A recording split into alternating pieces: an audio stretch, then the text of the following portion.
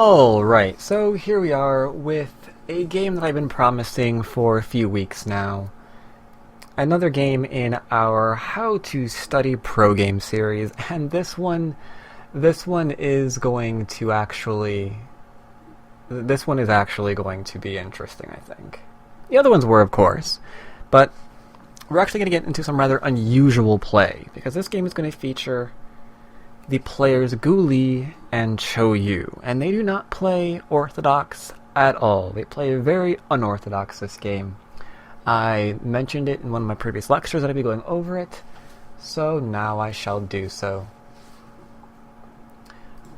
Alright, so in this particular game, Cho Yu is black and Gu Li is white. And right from the start of the game, we get off to a move that I would typically never go over ever in one of my lectures. Alright. We have not a move that's aiming to get the corner. We have a move that's blatantly leaving it completely open for white to do whatever he wants with. So typically when we see a move like this, the very first thing that we think about is, oh, okay, he's playing really unorthodox. I'm going to play very unorthodox. That way, it's hard for him to maybe use whatever he was thinking about doing with this stone against really standard solid play. And I would say if that's your general way of handling moves such as this, I would say congratulations, that's a pretty good idea. This game, on the other hand,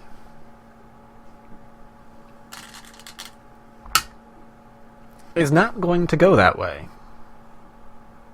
No. That is not going to happen at all. We have a rather unorthodox move in response to another rather unorthodox move. So some of you might be saying, what is the purpose of these two stones? That is a valid question. We'll get into some of the common usages of each of these stones in a minute when we actually see an approach. So for now, hold that thought and we shall continue along. Let's see what they actually do first. Black continues with a 4/4 point, nice and solid. This way, it's a bit flexible. This little stone can go for territory, it can go for influence, whatever it wants. So depending on how his first stone is used, if this turns into a territorial game, we have a move that's ready to go and use that particular thought. It's not afraid of playing that kind of a game. If this move is playing a influential game, maybe our opponent approaches here and maybe we lean on him or something. Or maybe we pincer him and, I don't know, we get some kind of a wall. Well, this is still ready to use the influence, just as it's ready to use territory. So, nice and flexible follow-up to a rather unorthodox move.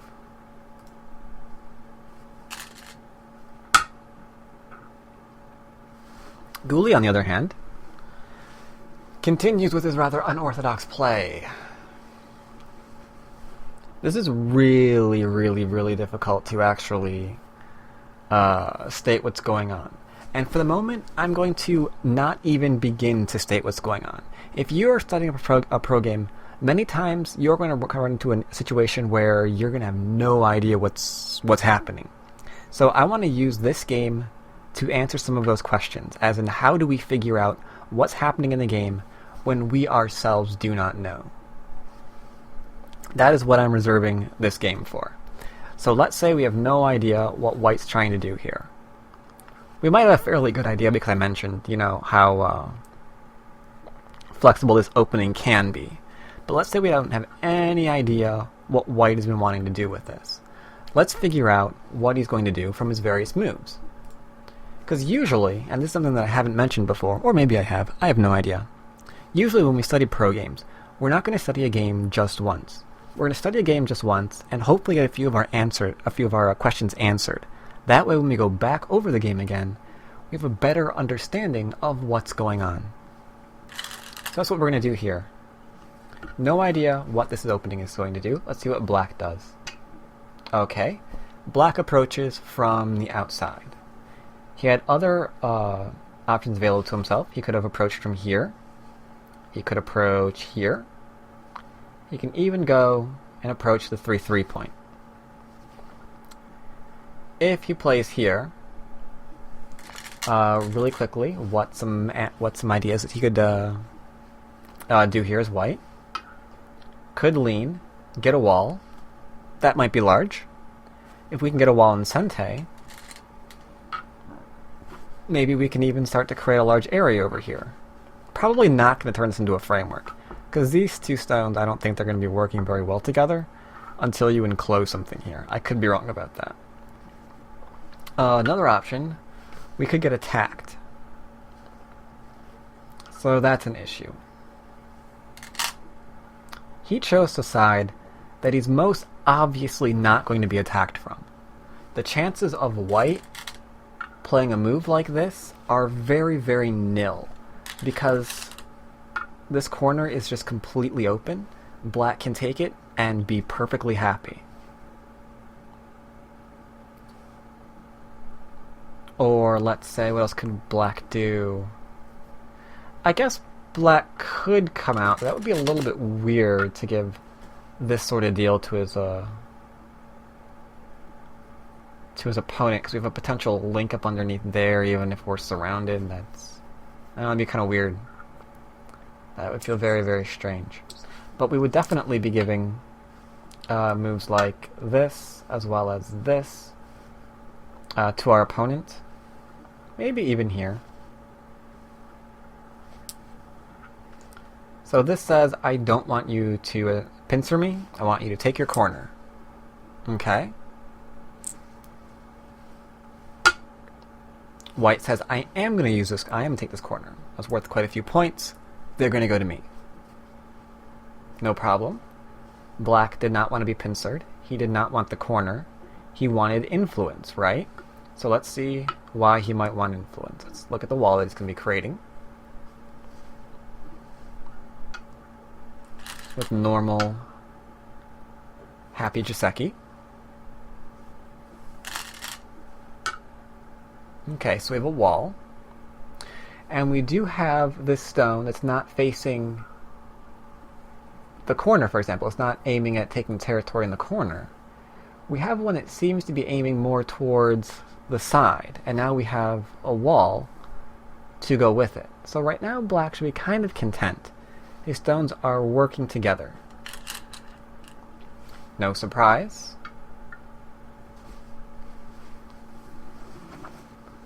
Black makes something for himself over here on the right-hand side. No surprise there at all. His stones are now working. It's now white's turn. White has to decide what he wants to do.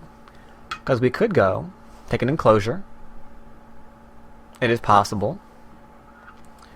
We could approach. But here's one of those instances where we have to decide what kind of game we want to play.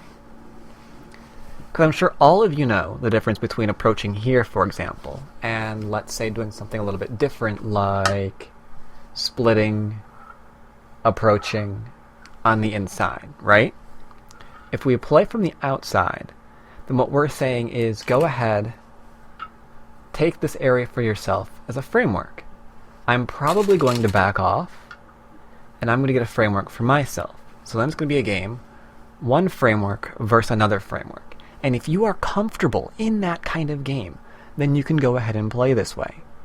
If you're maybe most comfortable in reductions and invasions, and maybe you have a pretty good idea how to count territory, so a framework versus framework game you're really, really comfortable with, then by all means, go ahead and play this way.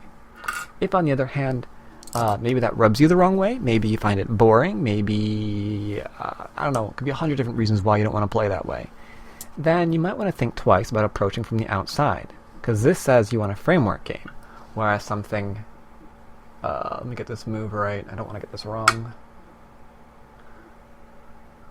Wow, is that really the right one?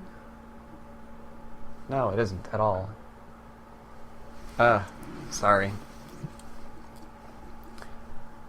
Whereas a move like this, for example, says, I want something about your framework, I don't like it, so I'm going to attack the heart of it. Because this wall is kind of centered more or less on this side. And it can grow most easily if the corner becomes stronger and expands. So he's going to go into the unfinished corner and see what black really wants to do. And this is where we have no choice on our hands. As black, we could lean and play a very straightforward game where all we're going to do is try and enlarge this area up into the center. But what is the problem with playing that way? Why might we not like to do that? Take a moment to yourself, pause the video if you want, and actually ask yourself that question. What is the problem with playing that particular style? Because if you've thought about it, then you would know the answer staring you right in the face. The answer is all of our territories coming from one position, right? So if we're going to get reduced, white knows exactly where to reduce us, where we have all of our territory. So we're kind of putting all of our eggs in one basket, so to speak. That could be potentially dangerous. Because all it needs is a successful invasion on that area where we're getting everything from, and then suddenly everything comes crashing down around our ears, and we don't like that so much. So, no surprise that we do not see that move. Instead we see a more aggressive move. We see a pincer. Because he's already taking some profit from stuff on the right-hand side.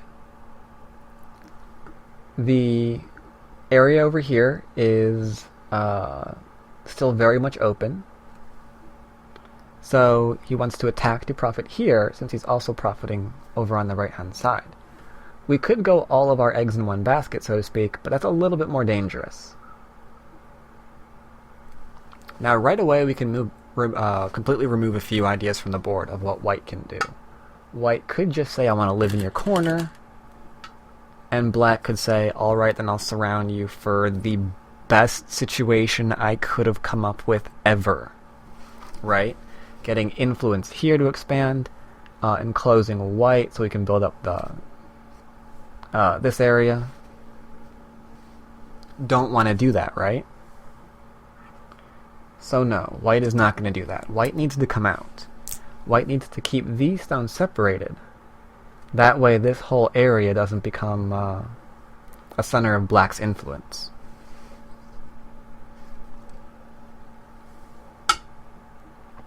And we can easily see how that how this move came about, right? Because we know that coming in sucks. So we know we have to come out. But the question of which stone are we going to attach to? Are we attached to this one?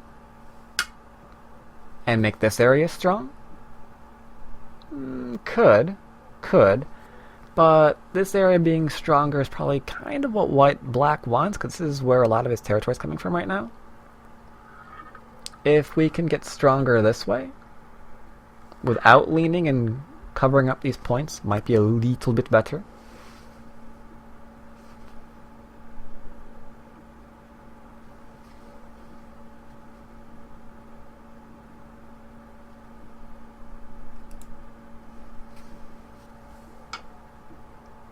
So black decides to Hane, quite obvious. White pulls back.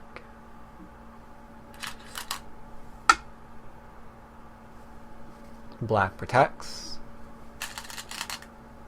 White happily comes out. And again, we didn't strengthen the side for black, so black has to do it all by himself. And he's going to spend a move right now to do so.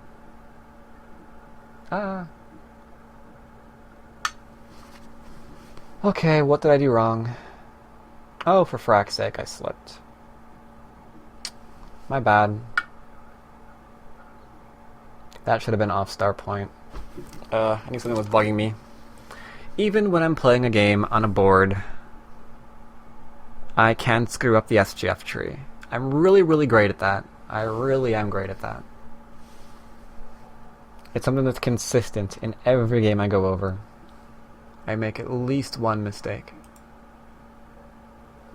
Ah well, that's the price of being distracted. Anyway, so white creates some shape for himself. Because all we're trying to do is get nice and flexible in the middle. Because if we're nice and flexible in the middle, then this isn't going to grow any larger, and neither is that.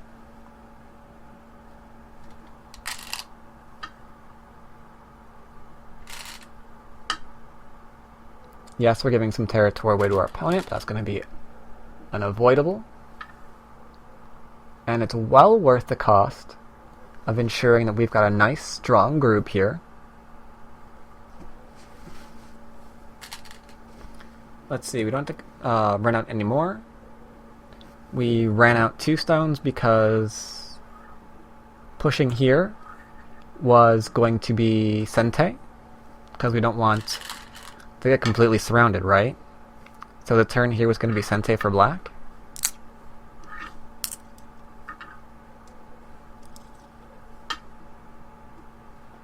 Now that he has Sente, he closes the corner. Could do something else, but that's really, really risky. If you do anything else here, what you're saying is, despite the territory that we've just given our opponent, I bet he can't reduce me. So rather than taking solid points for myself and keeping the game even, I'm going to gamble that if I stay aggressive, he'll go passive, and I'll be able to win that way. Taking territory here, making sure you have solid points, making sure you have potential, much better.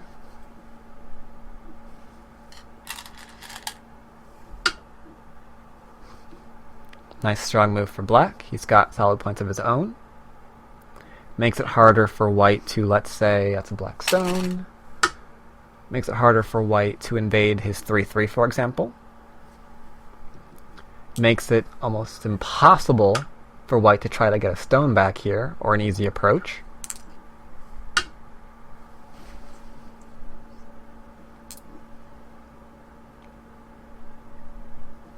But now white has Sente again.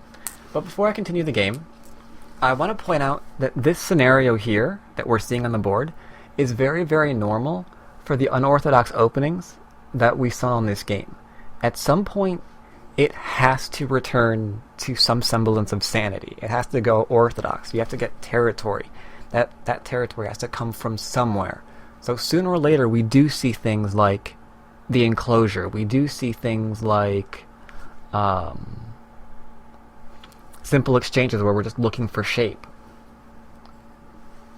Because we're trying to win the game, right? If we don't make solid points, we're going to be in trouble. We're just like betting that our opponent can't reduce us. If we don't have shape, we're going to be attacked, and that's no good.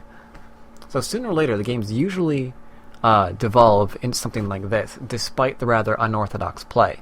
It's just a question of when are you going to give up Sente, for example, like we see here, to do so. So here the game is normalized. Now everyone should be nice and comfortable on the board again, because we've seen these games 100 times before. And as such, we can see where the large moves are.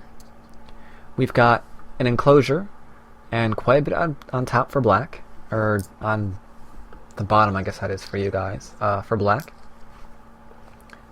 Extending is really, really large for him to do. Probably does not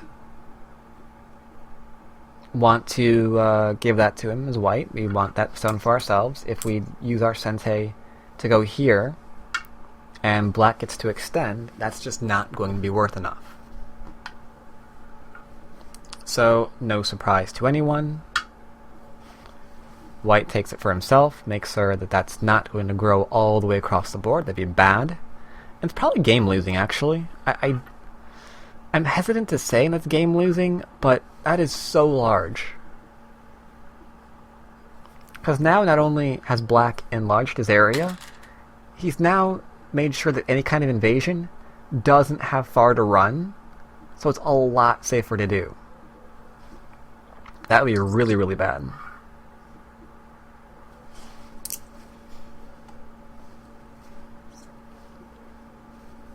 Black can reduce.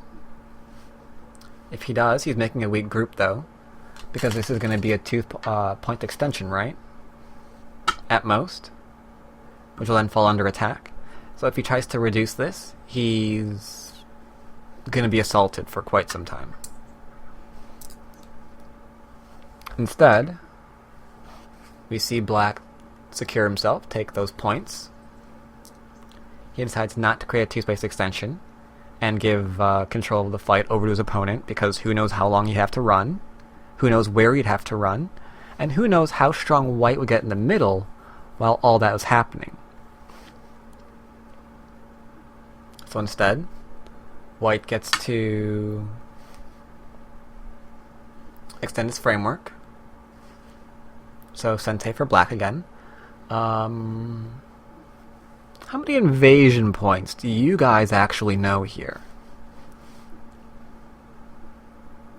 Anyone have any ideas for particular invasion points? Because this is almost a book sequence, right? I mean, maybe if this was here and here, that would be straight out of a book. This is a little bit different, but there are still a few common ones. Keep those in the back of your mind while we're going with the next few moves. See if you come up with what Black does. Black expands. He's going to be invading soon, though, so keep thinking about those. White extends. And now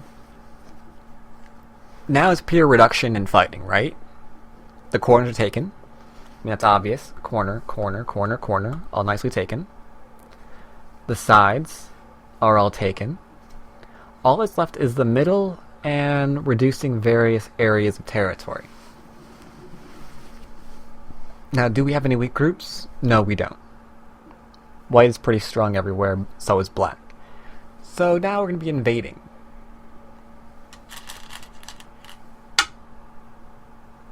Only weak point on the board.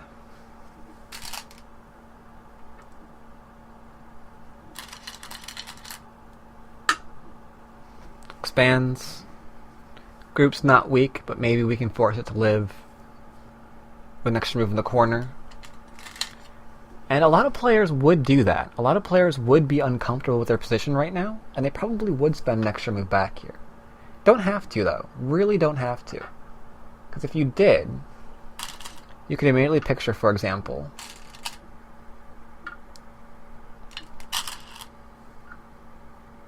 this instantly expanding, which would not be all that fun for you. White knows he's fine, and comes out.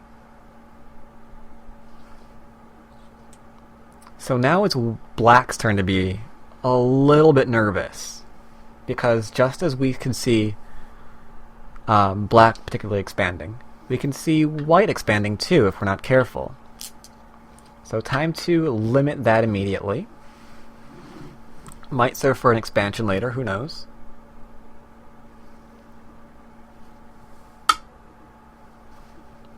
White goes deeper into Black's area, trying to get him to defend. And Black responds by attacking. How is that an attack, though? You might wonder to yourself. Well, here we have the small knight. The small knight can be cut. So he wants White to go back and do something here in order to defend himself. White is a little bit more creative than that, though. Does the cut still exist? Absolutely. But it's minimalized, isn't it? It's like, where is that cut going to go? Is it going to try and just capture the one stone, while White is made stronger in Black's area? I think so. So pokes. Fixes a cut point. Now we just can't afford being cut anymore. That would be pretty bad. Black says, too bad, I'm going to cut you anyway, because you have multiple small knights. White is forced to back off, can't hold it. And Black gets to cut off. So doesn't that look like a mistake? It does, doesn't it? It's like, well, we tried to go in deeper, but we're not able to anymore. So what is the value of what we just did? Well, the follow-up is pretty large. White gets the Hane. And there is still a cut here for Aji. But black is very, very aware of how easily white can grow if he's not paying absolute attention. I mean, this area can be pretty huge. So instead of answering this, and maybe getting involved into some weird game where all this is getting sealed off, he reduces immediately. Okay, can see that. White responds because you obviously don't want him to follow up and weaken our stone.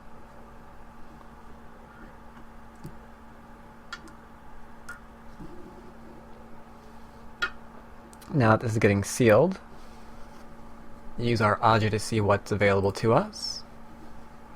And if you saw this as one of the potential invasion points, congratulations. Everybody should know this one by now.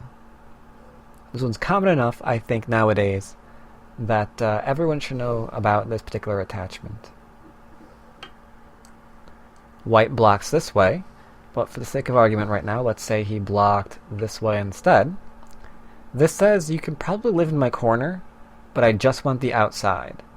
So if we were dealing with a situation where maybe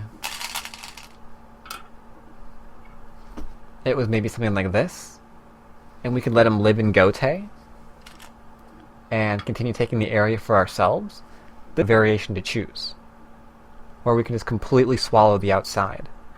Right now, we're not currently facing that situation. So he says, frack that, I want my points. Which means black gets to change directions.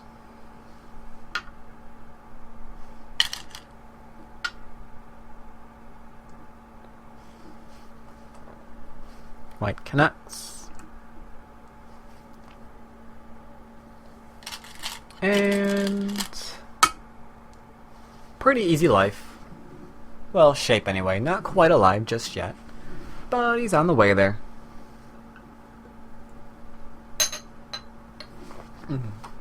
Let's see. Responding to attachments is always interesting. It's like, what do? Do we Hane below? Do we bump our head? Well, okay, the fact that I just used that phrase should give you a hint as to no, we don't want to do that. Do we Hane here and let him cut us to pieces?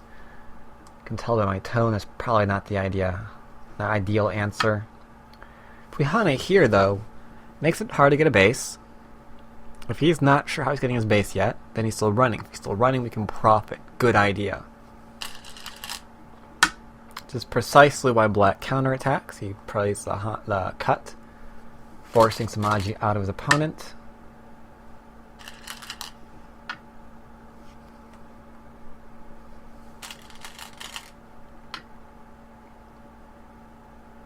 White connects. Black gets a happy, free little move. But the cost. What will the cost of this be? Because it looks like we're getting to completely surround our opponent. Oh dear. Now here's a good move. Taking time out to ensure that we can play there. Because this isn't going anywhere. This Atari, I mean, what's it going to do? If it goes out, if it then goes down, it's still not really capturing anything. It can't connect up, because if that's connected, then we'll just Atari and run it down. So there's no worries there. Has to back off because that cut is really, really bad. If he cuts here and we back off, because we can't really Atari it, right? And then we're cut here, well, that's obviously not good. So we have to back off. But then what happens to us there? Bad, bad, bad Aji.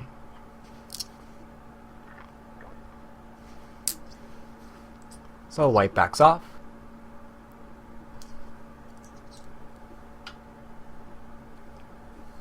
Black plays the Hane. Creates the Aji there regardless. White gets to Atari. Must connect. No other way around it. And then because we don't want our two stones to die, we're going to obviously connect. So the outside stones were severely damaged. This is good for white. Forces black to try to reduce that center. Black comes in. And now we're playing forcing moves. We're not going to be able to kill him. We know we can't kill him, most unfortunately. But by playing these very necessary moves,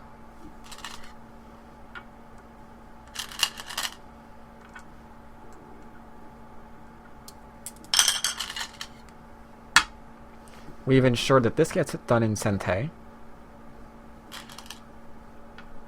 Otherwise, white takes this, and white takes this, at which point we can't get an eye from just these two stones, right? Or just those 2 points, rather. So Sente first, then we can resume our profiting. Black plays the Atari, white of course connects, and then black backs off, and white follows because he's looking to profit. Now you may wonder why oh why that wasn't played. Why didn't we just play down Atari, everything, all the time? Well, if we do that, we're still going to play here, so that hasn't changed that. But we're also kind of hurting our stone still, and that's an issue. We're putting white closer to the stones that are almost completely dead. And there's really no reason to do that.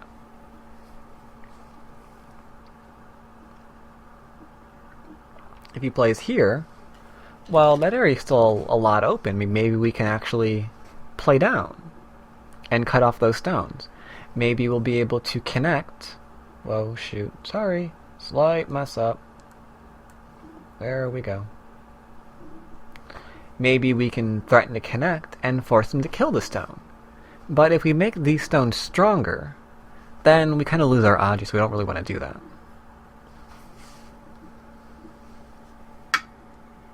Hane, because he's growing his area. White's forced to defend himself. Nice little move for Aji, forcing white to connect. And by forcing white to connect, slight liberty shortage where we get to actually defend ourselves. Or connect up ourselves, rather. White gets to take stone. Black wraps around for a pretty good result. Obviously, white's going to push to create as many cut points as possible before taking.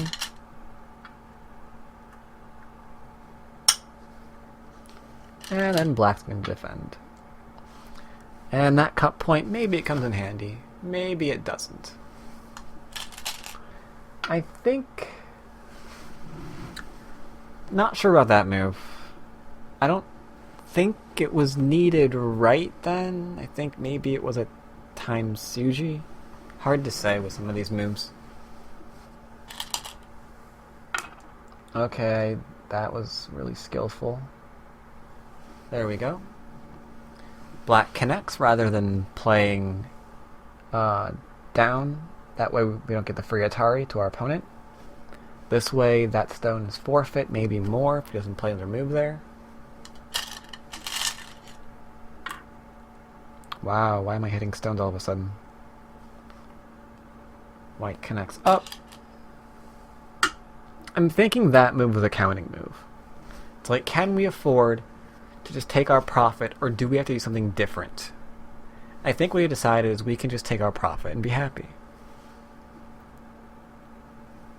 Black's going for words. Endgame. There we go. That's the word. So, might as well poke that 3-3 and see if anything's left over there. Black says, no, there's nothing here. Please go away. It's like, well, is there anything there at all? Maybe you'll let me live. Black says, nope, no living to anything here. Please go away. White's still looking to use some of that Aji. And now we have to decide if there's really anything here or not. Can we cut that off?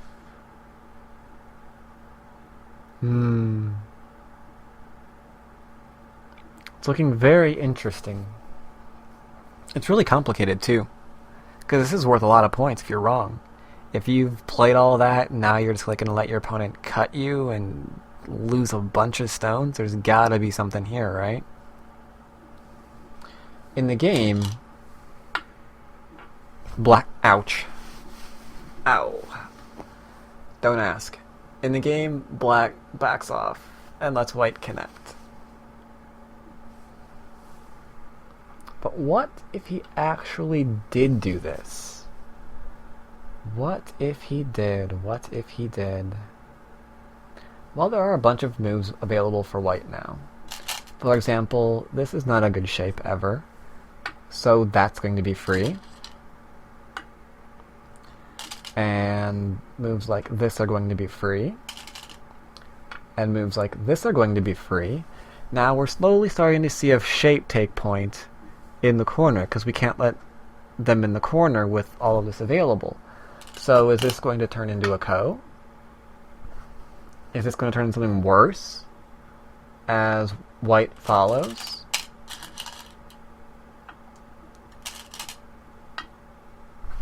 I mean, that's a lot of Vaji.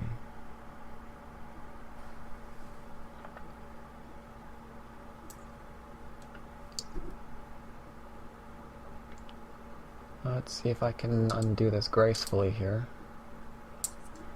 You're not actually there. Go away. Hi!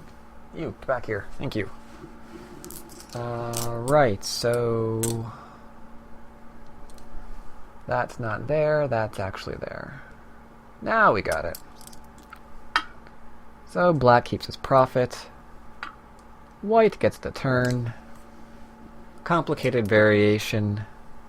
No longer an issue. White has to connect. Black gets to do likewise. Sente for reduction. That one's a nice one. I like that one. That one's a lot of times. So many people miss it. So many people miss it. They see knights and they realize, well, you know, what's the point of that? That's just, it's not gonna go anywhere. I'm just gonna go here instead and, you know, defend myself in Gote or something. But let's see what this is really doing. Does this actually work? Does this kill anything? Or are we just using this for Aji? Good question. Well, that seems to certainly work, so we have to Atari.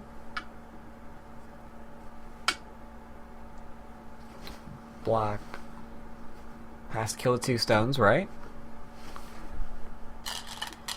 Now, if he goes here, that's the best that white could have ever hoped for. Because then we get the Atari in Sente, and we get to play down here in Sente, which is just not something we should be able to get in. So instead, black extends. We have the Atari still, but, you know, who cares?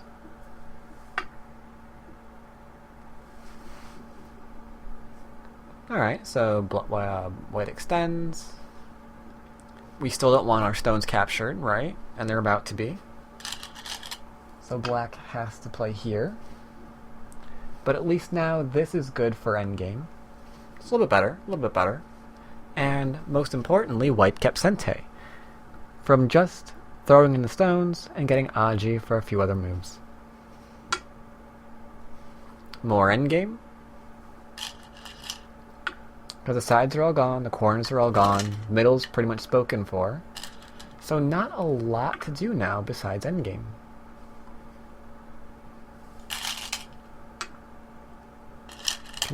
Connect.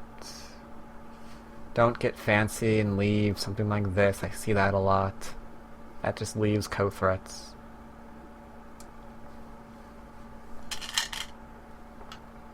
Poke. Very nice. Not connecting and leaving those stones having liberty shortages. We're going to kill them right off.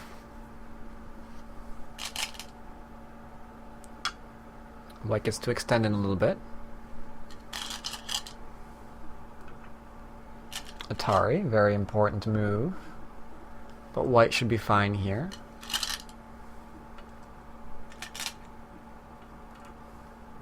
Takes the stone. White plays there. Black threatens to cut through, which is not something that white is ever going to allow to happen. That would end the game rather abruptly. And now that's a move I would respond to just immediately, because I would be worried about my shape. White instead says it's a really good time to start reducing, because he can't get rid of all my eyes. Kind of bold if you ask me.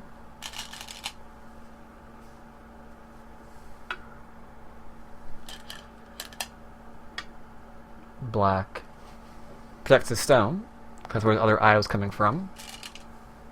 White now has to go back and make sure that he's alive. So now what do we do? Is this alive? What do you think? To me it looks like something really bad just happened. To me it looks like white's in a little bit of trouble. Maybe just a little bit. Maybe just a little bit. How do we get out of the situation? It's not by getting two eyes on top of the board. At best, you're hoping for Ko at that point. For the entire game. Way to go.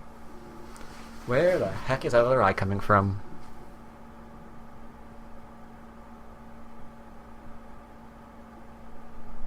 What are we going to do? Can we live up there? Can we not live up there?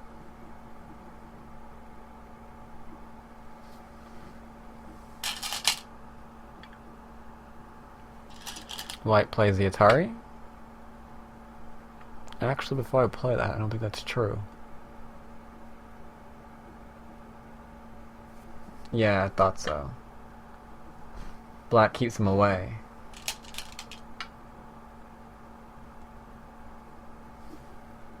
White gets to take. Black's now nicely confined. Or white's now nicely confined, sorry.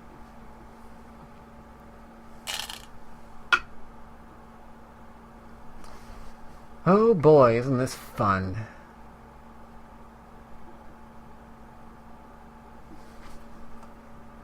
What's gonna happen here?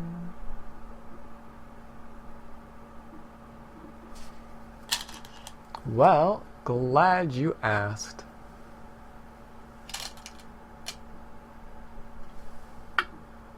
White descends. Oh, wait a minute.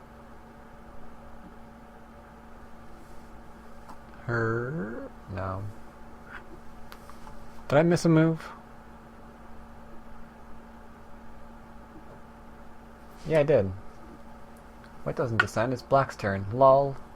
Now white descends. There we go, that makes more sense.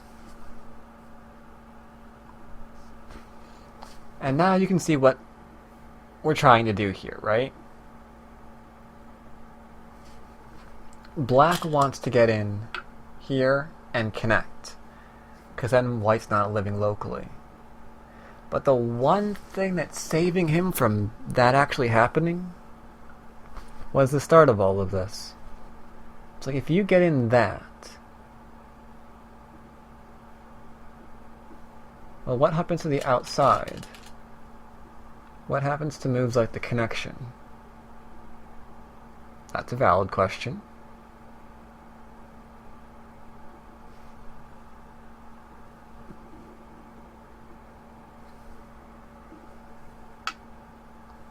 Black protects. So now we should go back and, not die. But white is going to probe first. It's like, can I get this in? It's like, that's going nowhere. It's like, alright. Can I get this in? And you can slowly see what's going on here. We've got this now, which even if those are an Atari, we can play here. And we're slowly getting ourselves another eye. And we might be getting it in Sente. If we get that in Sente, then that'd be really, really great. Because then we could just treat it as Miai, right? That'd be cool. Alas, black is not so accommodating. He plays the Atari, forcing white to go back and connect. No more eyes for him.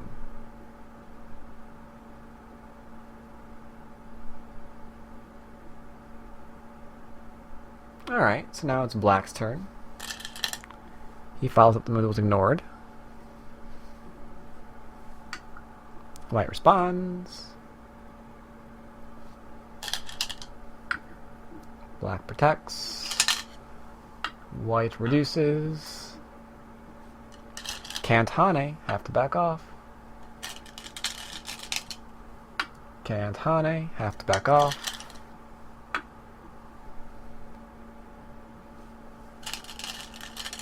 Really great endgame there.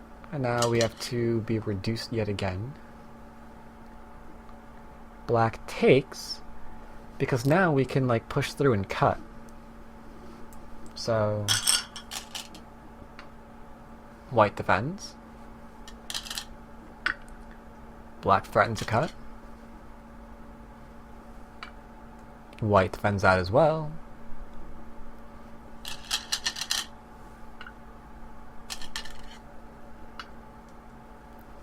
More defenses. And more defending. And reducing and poking and prodding. And all of those lovely things that make up endgame.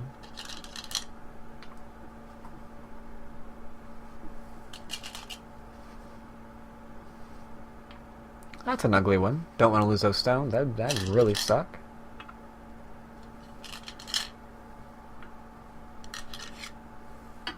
Black responds. That'd be Sente if he didn't.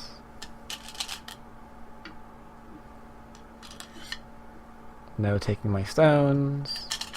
No reducing my territory. How about if I take your stone? Well, how about... what is on that stone? I do not know what I ate. Powdered donut, maybe? I don't know. Anywho, what was that? Right. Reduction.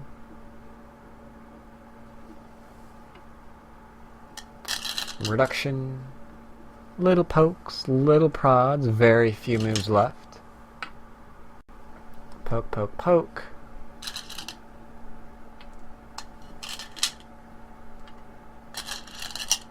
Connect not to lose the stone, because connecting here is going to be in Gote for white. Also, now we get to Atari here without any worry.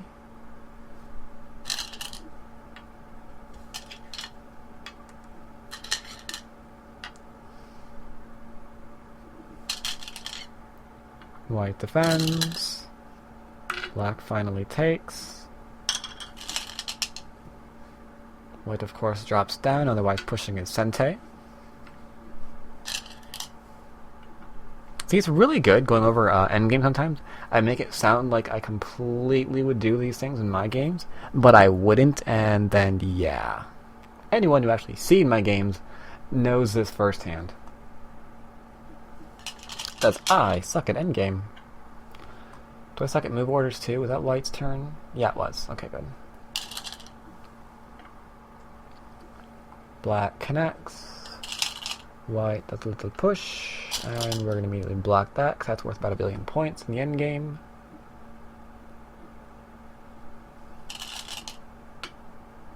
White takes. And I investigate another weirdly flecked stone. Swear to God, that's like sugar or something. How very weird.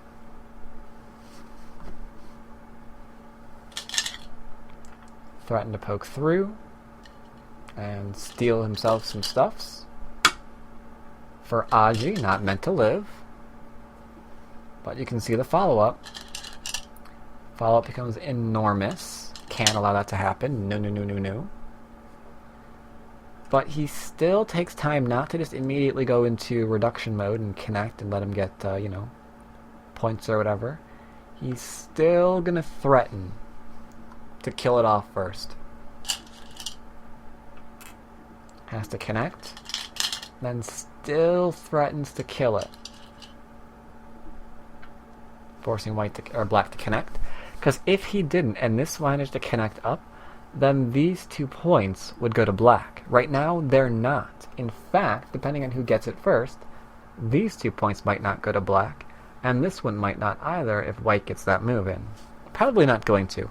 I think black's going to take this one long before that would happen.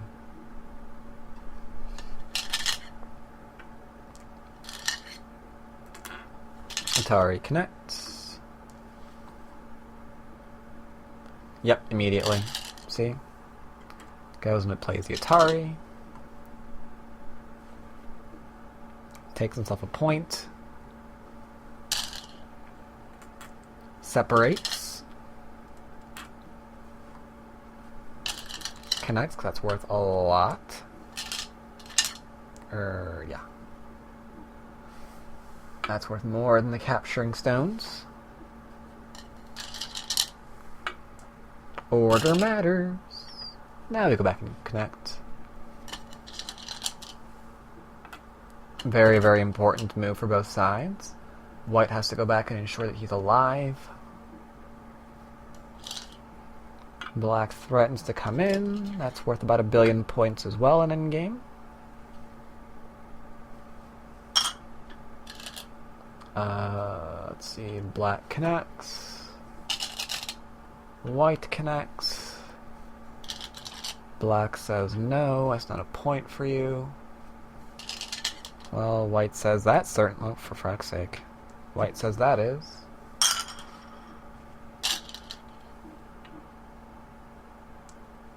No weird point Koei thingies going on there anytime soon.